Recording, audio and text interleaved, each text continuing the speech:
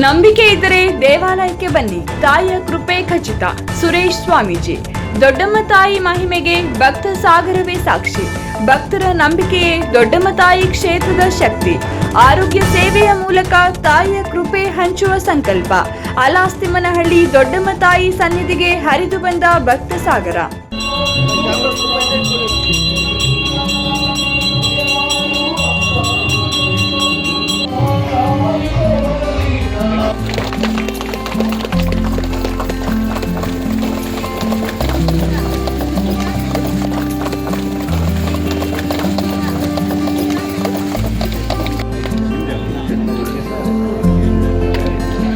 ಶ್ರೀ ಕ್ಷೇತ್ರ ಅಲಾಸ್ತಿಮ್ಮನಹಳ್ಳಿಯ ದೊಡ್ಡಮ್ಮ ತಾಯಿ ಸನ್ನಿಧಾನವು ಭಕ್ತರ ಅಪಾರ ನಂಬಿಕೆಯ ಕೇಂದ್ರವಾಗಿದ್ದು, ಶ್ರದ್ಧಾಭಕ್ತಿಯಿಂದ ಬರುವವರಿಗೆ ತಾಯಿಯ ಆಶೀರ್ವಾದ ಸದಾ ಲಭಿಸುತ್ತದೆ ಎಂದು ದೇವಾಲಯದ ಪ್ರಧಾನ ಅರ್ಚಕ ಸುರೇಶ್ ಸ್ವಾಮೀಜಿ ಹೇಳಿದರು.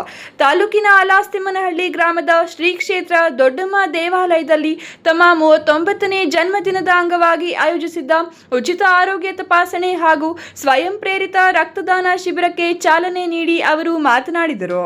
ದೊಡ್ಡಮ್ಮ ತಾಯಿಯ ಮಹಿಮೆಯ ಬಗ್ಗೆ ಮಾತನಾಡಿದ ಸ್ವಾಮೀಜಿ, ಈ ಕ್ಷೇತ್ರಕ್ಕೆ ಕರ್ನಾಟಕ, ಆಂಧ್ರಪ್ರದೇಶ ಹಾಗೂ ತಮಿಳುನಾಡಿನ ವಿವಿಧ ಭಾಗಗಳಿಂದ ಸಾವಿರಾರು ಭಕ್ತರು ಆಗಮಿಸಿ ತಮ್ಮ ಸಂಕಷ್ಟಗಳನ್ನು ತಾಯಿಯ ಸನ್ನಿಧಿಯಲ್ಲಿ ಅರ್ಪಿಸುತ್ತಿದ್ದಾರೆ.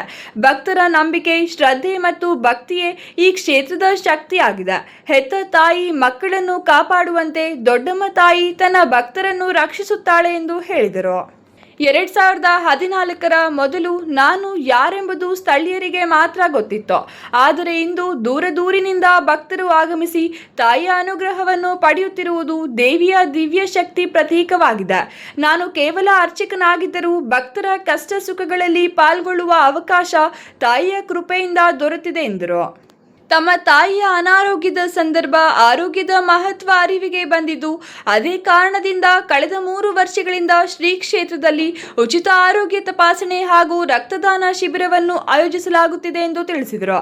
ಜನರು ಕಾಲಕಾಲಕ್ಕೆ ಆರೋಗ್ಯ ತಪಾಸಣೆ ಮಾಡಿಸಿಕೊಳ್ಳಬೇಕು. ಆರೋಗ್ಯವೇ ಜೀವನದ ದೊಡ್ಡ ಸಂಪತ್ತು. ಶಿಕ್ಷಣ ಮತ್ತು ಆರೋಗ್ಯ ಸಾಧಿಸಿದರೆ ದೇಶದ ಪ್ರಗತಿ ಸಾಧ್ಯ ಎಂದು ಕರೆ ನೀಡಿದರು. ಗ್ರಾಮೀಣ ಭಾಗದ ಮಕ್ಕಳ ಶಿಕ್ಷಣ ಮತ್ತು ಆರೋಗ್ಯಕ್ಕೆ ಶ್ರೀ ಕ್ಷೇತ್ರದಿಂದ ಹೆಚ್ಚಿನ ಆದ್ಯತೆ ನೀಡಲಾಗುವುದೆಂದು ಹೇಳಿದ ಅವರು, ನಾನು ಹೆಚ್ಚಿನ ವಿದ್ಯಾಭ್ಯಾಸ ಮಾಡಿರಬಹುದು, ಆದರೆ ವಿದ್ಯಾರ್ಥಿಗಳ ಭವಿಷ್ಯ ಉತ್ತಮವಾಗಿರಬೇಕೆಂಬುದು ನನ್ನ ಆಶಯ ಎಂದರು. ಇವತ್ತು ಈ ದಿನ ನನ್ನ ಹೆಸರು ಯಾರಿಗೂ ಗೊತ್ತಿರಲಿಲ್ಲ. 2014ರಿಂದ ಈಚೆಗೆ ನನ್ನ ಹೆಸರು ಮತ್ತೆ ಈ ತಾಯಿ ಮಹಿಮೆ ಗೊತ್ತಾಗ್ತಾ ಬರ್ತಾ ಇದೆ. ಯಾಕಂದ್ರೆ ಅದ್ರ ಮುಂಚೆ ನಮ್ಮ ಕುಟುಂಬಕ್ಕೆ ಮತ್ತೆ ನಮ್ಮ ಗ್ರಾಮಕ್ಕೆ ಮಾತ್ರ ಗೊತ್ತಿತ್ತು ಈ ತಾಯಿ ಮಹಿಮೆ ಏನಿದೆ, ಮತ್ತೆ ಈ ತಾಯಿ ಎಂತೋ ಶಕ್ತಿ ಮಾತೆ ಅನ್ನೋದು ಸುತ್ತಮುತ್ತ ಗ್ರಾಮಕ್ಕೆ ಮಾತ್ರ ಗೊತ್ತಿತ್ತು. ಈಗ 2014ರಿಂದ ಈಚೆ ಇಡೀ ಕರ್ನಾಟಕವಲ್ಲ, ಇಡೀ ದೇಶವೇ ಕುಣಿದಾಡ್ತಾ ಇದಾರೆ ಭಕ್ತಾದರು. ಸುಮಾರು ಅಂದ್ರೆ ಆಂಧ್ರ ಇರ್ಬೋದು, ತಮಿಳುನಾಡು ಇರ್ಬೋದು, ಕರ್ನಾಟಕ ಇರ್ಬೋದು, ಮೂಲೆ ಮೂಲೆಯಿಂದ ಭಕ್ತಾದರು ಆಗಮಿಸ್ತಾ ಇದಾರೆ. ಆ ತಾಯಿ ಶಕ್ತಿ ಮಾತೆ ಏನಪ್ಪಾ ಅಂದ್ರೆ ಬಂದವರಿಗೆ ಕೈ ಬಿಡದಿರ ಬೆಳಗ್ತಾ ಇದ್ದಾಳೆ. ಅದು ನನಗ್ ಕೂಡ ಗೊತ್ತಾಗ್ತಾ ಇಲ್ಲ. ಯಾಕಂದ್ರೆ ಈ ತರ ಕೆಲವು ಭಕ್ತಾದ್ರೆಲ್ಲ ಹೌದೇನು ಮೈ ಮೇಲೆ ಬಂದ್ರೆ ಮಾತ್ರ ತಾಯಿ ಶಕ್ತಿ ಬೆಳಗ್ತಾ ಇದ್ದೇನೆ ಅಂತ ಕೆಲವ್ರಿಗೆ ಅರ್ಥ ಆಗುತ್ತೆ. ನನಗೆ ಅರ್ಥವಾಗ್ತದೆ ಏನಪ್ಪಾ ಅಂದ್ರೆ ತಾಯಿ ಮೈ ಮೇಲೆ ಬರೋದಕ್ಕಿಂತ ಈ ತಾಯಿ ಜಾಗ ಶಕ್ತಿ ಪೀಠವಾಗಿರೋದಕ್ಕೋಸ್ಕರವಾಗಿ ಶಕ್ತಿ ಮಾತೆ ಇರೋದಕ್ಕೋಸ್ಕರವಾಗಿ ಮಾತ್ರ ಒಂದು ಕರೆಂಟ್ ತರ ಎಳ್ಕೊಂಡು ಭಕ್ತಾದ್ರನ್ನ ಒಳ್ಳೆ ಅವ್ರನ್ನ ಬೆಳಿಗ್ಗೆ ಅವ್ರ ಮನೆ ಕುಟುಂಬಕ್ಕೆ ಹಾರೈಸಿ ಮತ್ತೆ ಮಕ್ಕಳಿಗೆ ಯಾವ ತರ ತಾಯಿ ಪ್ರೀತಿ ಮಾಡ್ತಾಳೋ ಆ ತರ ಪ್ರೀತಿ ಮಾಡಕ್ಕೆ ಒಂದು ಶಕ್ತಿ ಕೊಟ್ಟಿದ್ದಾಳೆ. ಮತ್ತೆ ಅದರಲ್ಲಿ ವಿಶೇಷ ಏನಪ್ಪಾ ಅಂದ್ರೆ ನಾನು ಕೂಡ ಅಷ್ಟೇ ಖುಷಿಯಾಗಿ ಭಕ್ತರು ಮಾತಾಡಿ ಬಂದವರಿಗೆ ಅಣ್ಣ ಅಂತ, ತಮ್ಮ ಅಂತ, ತಾಯಿ ಅಂದ್ಕೊಂಡು, ತಂದೆ ಅಂದ್ಕೊಂಡು ಪ್ರೀತಿ ಮಾಡಿ ಇಷ್ಟು ಬಡದಿಂದ ಭಕ್ತರನ್ನ ಸಂಪಾದನೆ ಮಾಡಕ್ಕ ತಾಯಿ ಶಕ್ತಿ ಕೊಟ್ಟಿದ್ದಾಳೆ. ಬೇರೆ ಅಹಂಕಾರ ಕೊಟ್ಟಿಲ್ಲ. ಯಾಕಂದ್ರೆ ಇನ್ನೊಬ್ಬರಿಗೆ ಯಾರಿಗೂ ಕೊಡಬಾರ್ದು. ಇಲ್ಲಿ ಬಂದವರಿಗೆ ಯಾವುದೋ ಒಂದು ರೀತಿ ಪ್ರೀತಿ ಸೊಸೆ ಉಳಿಸ್ಬೇಕೆ ಹೊರತು ಅಹಂಕಾರವಾಗ್ಲಿ ಮತ್ತೆ ಬೇರೆ ತರ ಹಿಂಸಾಚಾರವಾಗ್ಲಿ ಕೊಡಬಾರ್ದು. ತಾಯಿ ಶಕ್ತಿ ಕೊಡ್ಬೇಕು ಅಂತ ಕೇಳ್ಕೊಂತ, ಮತ್ತೆ ಇಲ್ಲಿ ವಿಶೇಷ ಏನಪ್ಪಾ ಅಂದ್ರೆ ನನಗೆ ಬರ್ತಡೇ ಅನ್ನೋದೇ ಗೊತ್ತಿರಲಿಲ್ಲ. ಯಾಕಂದ್ರೆ ನಾನು ಹುಟ್ಟದಬ್ಬ ಇವತ್ತು ನನ್ನ ತಂದೆ ತಾಯಿ ಮಾಡಿಲ್ಲ ನನಗೆ, ಯಾಕಂದ್ರೆ ನನಗೆ ನೆನಪಿಲ್ಲ.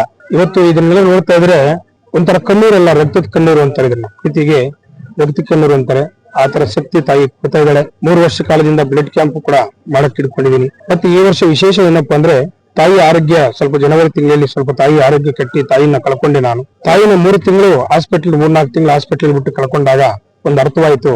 ನಮ್ಮ ತಾಯಿಗೂ ಕೂಡ ಇಲ್ಲಿ ಎಲ್ಲ ಪಕ್ಕದಲ್ಲಿ ಒಂದು ಹಾಸ್ಪಿಟಲ್ ಇದ್ದು 1-2 ಕಿಲೋಮೀಟರ್ದಲ್ಲಿ ಪ್ರತಿನಿತ್ಯ ಯಾರಾದ್ರೂ ಸಣ್ಣದಾಗಿ ಸೇವೆ ಮಾಡ್ತಾ ಇದ್ರೆ ಶುಗರ್ ಆಗ್ಲಿ BP ಆಗ್ಲಿ ಚೆಕ್ ಮಾಡಿಸಿ ಮತ್ತೆ ಒಂದು ಆರೋಗ್ಯ ವಿಚಾರದಲ್ಲಿ ಏನಾದ್ರು ಒಂದು ದಾಪ್ ಆಗಿದ್ರೆ ನನಗೂ ಅನುಕೂಲ ಆಗ್ತಿತ್ತು, ತಾಯಿ ಸಿಕ್ತಿದ್ರು ಅಂತ ಒಂದು ಕನಸಿತ್ತು. ಅದೇ ಮತ್ತೆ ಇವತ್ತು ನಾನು ಈ ದಿನದಿಂದ ಮತ್ತೆ ನನ್ನ ಜೀವ ಇರೋರು ಹೆಲ್ತ್ ಚೆಕಪ್ಗಳು ಮತ್ತೆ ಸಮಾಜ ಸೇವೆ ಅಂತ ಅನ್ನೋ ವಿಚಾರಗಳು ಬಂದಾಗ ಎಂತವ್ರು ಸಮಾಜ ಸೇವೆ ಮಾಡಬೇಕು ಅಂದ್ರೆ ಈ ಪೇಷಂಟ್ಗಳು ಮತ್ತೆ ಮಕ್ಕಳಿಗೆ ತುಂಬಾ ಕಡೆ ವಿದ್ಯಾಭ್ಯಾಸ, ಯಾಕಂದ್ರೆ ನಾವು ವಿದ್ಯೆ ಕಮ್ಮಿ ಇದೆ, ವಿದ್ಯೆ ಎಲ್ಲಿ ಅಧ್ವಾನ ಆಗಿರುತ್ತೆ, ಮಕ್ಕಳಿಗೆ ಓದಕ್ಕೆ ಅನುಕೂಲ ಆಗಿರೋದಿಲ್ವೋ ಅಂತವ್ರನ್ನ ಆಯ್ಕೊಂಡು ಸಮಾಜ ಸೇವೆ ಮಾಡ್ಬೇಕು ಹೊರತು ಬೇರೆ ತರ ಸೇವೆ ಮಾಡಬಹುದು ಅನಿಸಿದೆ. ಮತ್ತೆ ಇಲ್ಲಿ ಬರುವಂತ ಭಕ್ತರಿಗೆ ಯಾರೋ ಒಂದು ಕಷ್ಟದಲ್ಲಿ, ಒಂದು ಲಗ್ನ ಮದುವೆ ವಿಚಾರಗಳಾಗಿರ್ಬೋದು ಅಥವಾ ಒಂದು ತಂದೆ ತಾಯಿ ಆರೋಗ್ಯ ವಿಚಾರಗಳಾಗಿರ್ಬೋದು, ಕಷ್ಟದಲ್ಲಿ ಯಾರು ಬರ್ತಾರೋ ಅವ್ರು ನಿಜವಾಗ್ಲೂ ಹೇಳ್ತೀನಿ ನೋಡಿ, ನನ್ನ ಸ್ವಂತ ತಮ್ಮ, ಸ್ವಂತ ತಂದೆ ತಾಯಿ ತರ ನೋಡ್ತಾ ಇದಾರೆ ಮಕ್ಕಳೆಲ್ಲ ಬಂದು. ಯಾಕಂದ್ರೆ ಬಾಯಿ ಬಿಟ್ಟು ಸ್ವಾಮಿಗಳನ್ನೋದಕ್ಕಿಂತ ಅಣ್ಣ ಅಂದ್ರೆ ಸಾಕು, ಆ ತಾಯಿ ಶಕ್ತಿ ಹತ್ರ ಬೇಡ್ಕೊಂಡು ನಾನು ಅವ್ರಿಗೆ ಏನ್ ಬೇಕು ಅನುಕೂಲ ಮಾಡ್ಕೊಂತ ಮತ್ತೆ ನನ್ನ ಅದೇ ಪ್ರೀತಿಯಿಂದ ಸಾಕ್ತಾ ಇದ್ರೆ ಈ ಭಕ್ತಾದರಿಗೆಲ್ಲ ಸರ್ವಗುಣಿಯಾಗಿ ನಾನು ಇನ್ನ ಎಷ್ಟು ಮಟ್ಟಿಗೆ ಬೆಳಿತೀನಿ ಅನ್ನೋದಕ್ಕಿಂತ ಇವತ್ತು ಬೆಳೆದಿರೋ ಮಟ್ಟಿಗೆ ಸಾಕು. ಆ ತಾಯಿ ಕೃಪೆಯಿಂದ ಒಳ್ಳೆ ಶಕ್ತಿ ಕೊಟ್ಟಿದ್ದಾಳೆ. ಈ ಶಕ್ತಿ ಕೊನೆ ನಾನು ಉಸಿರಿಗೂ ಕೊಟ್ಟು ಮತ್ತೆ ಭಕ್ತಾದ್ರ ಬಾಯಲ್ಲಿ ಈ ಕ್ಷೇತ್ರದಲ್ಲಿ ಅಂತ ಒಬ್ಬ ತಮ್ಮ ಅಣ್ಣ ಅಂತಿದ್ರು ಸುರೇಶ್ ಅಣ್ಣವರು ಮತ್ತೆ ಸ್ವಾಮಿಗಳಿದ್ರು. ಇದು ಕ್ಷೇತ್ರಕ್ಕೆ ಒಂದು ಒಳ್ಳೇದಾಯ್ತು ಅಂತ ಅನ್ಸ್ಕೊಂಡ್ರೆ ಭಾವನೆ ಅಷ್ಟೇ ಸಾಕು ಅಂತ ನಾನು ಪ್ರೀತಿಯಿಂದ ಹೇಳ್ತಾ ಇದ್ದೀನಿ. ಈ ಸಂದರ್ಭದಲ್ಲಿ ನಡೆದ ಉಚಿತ ಆರೋಗ್ಯ ತಪಾಸಣಾ ಶಿಬಿರದಲ್ಲಿ ಬಿಪಿ, ಶುಗರ್, ಕಣ್ಣಿನ, ಕಿವಿ, ಮೂಗು, ಗಂಟಲು, ದಂತ, ಹೃದಯ, ಮೂಳೆ, ಕೀಲು, ಮಹಿಳಾ ಆರೋಗ್ಯ ಸೇರಿದಂತೆ ವಿವಿಧ ಭಾಗಗಳ ತಪಾಸಣೆ ಮತ್ತು ವೈದ್ಯಕೀಯ ಸಲಹೆಗಳನ್ನು ನೀಡಲಾಯಿತು. ನಾವು ಬೆಂಗಳೂರಿಂದ ಬಂದಿರೋದು. ನಾವು 5 ವರ್ಷದಿಂದ ಇಲ್ಲಿ ಬರ್ತಾ ಇದೀವಿ. ನಾವು ಅನ್ಕೊಂಡಿದ್ದೆಲ್ಲ ಅಮ್ಮನ ಹತ್ರ ಎಲ್ಲ ಈಡೇರಿದೆ. ಎಲ್ಲ ನಾವ್ ಏನ್ ಅನ್ಕೊಂತೀವಿ ಎಲ್ಲ ಇರೋದಿದೆ. ನಾವ್ ಬಂದಾಗಿಂದ ನಮ್ಗೆ ಚೆನ್ನಾಗಿ ಒಳ್ಳೇದಾಗಿದೆ. ನಾವ್ ವರ್ಷ ಬರ್ತೀವಿ, ಮತ್ತೆ ಅಮಾಸೆಗೂ ಬರ್ತೀವಿ.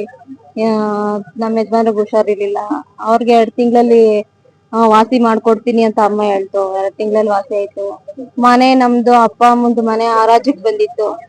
ಹರಾಜಿಗೆ ಬಂದಿದ್ದಾಗ ಇಲ್ಲ ಬಂದು ಅಮ್ಮನ್ ಕೇಳ್ಕೊಂಡಾಗ ಅಮ್ಮ ದಾರಿ ತೋರಿಸ್ತೀನಿ ಹೋಗ್ರಿ ಅಂತ ಹೇಳಿ ಕಳಿಸ್ತು. 1 ತಿಂಗಳಿಗೆ ನಮ್ಗೆ ಏನೋ ಹಂಗೆ ಸಹಾಯ ಆಗಿ ಬೇರೆ ಇದ್ರಿಂದ ಬೇರೆಯವರಿಂದ ಸಹಾಯ ಆಗಿ ಹಿಂಗೆ ಒಡವೆ ಎಲ್ಲ ಇಟ್ಟು ನಮ್ದು ಮನೆ ಎಲ್ಲ ಬಿಡ್ಸ್ಕೊಳೋ ತರ ಏನೋ ಒಂದು ಸಹಾಯ ಆಯ್ತು ಒಟ್ನಾಗೆ.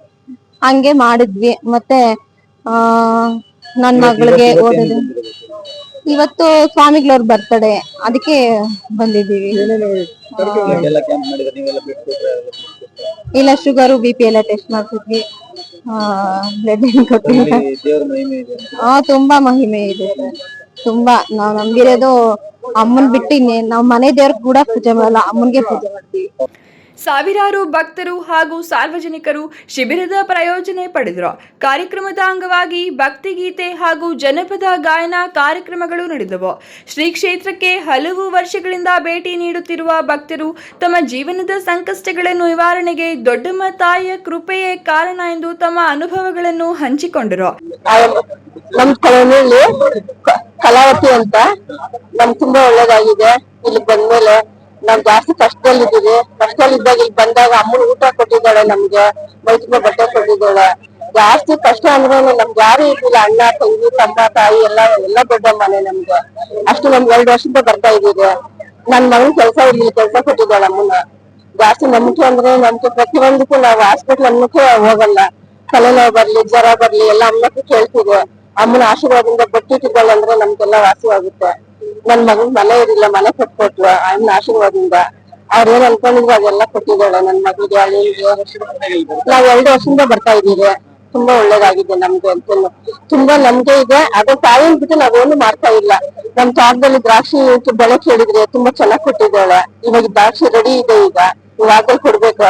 ಅದಕ್ಕೂ ಅಮ್ಮನ್ ಕೇಳ್ಕೊಂಡು ಹೋಗಿದ್ದೀರಿ, ಇನ್ನೂ 3 ಕೊಡ್ರಿ ಅಂತ ಹೇಳಿದ್ದಾರೆ. ತುಂಬಾ ಚೆನ್ನಾಗ್ ಬಂದಿದೆ. ಫಸ್ಟ್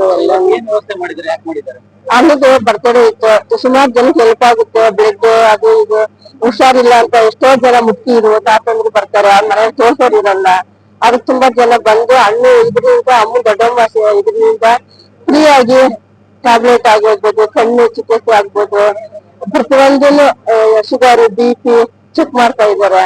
ಎಲ್ರಿಗೂ ಹೆಲ್ಪ್ ಆಗ್ತಾ ಇದೆ. ಚೆನ್ನಾಗಿ ತುಂಬಾ ಜನಕ್ಕೆ ಹೆಲ್ಪ್ ಆಗಿದೆ.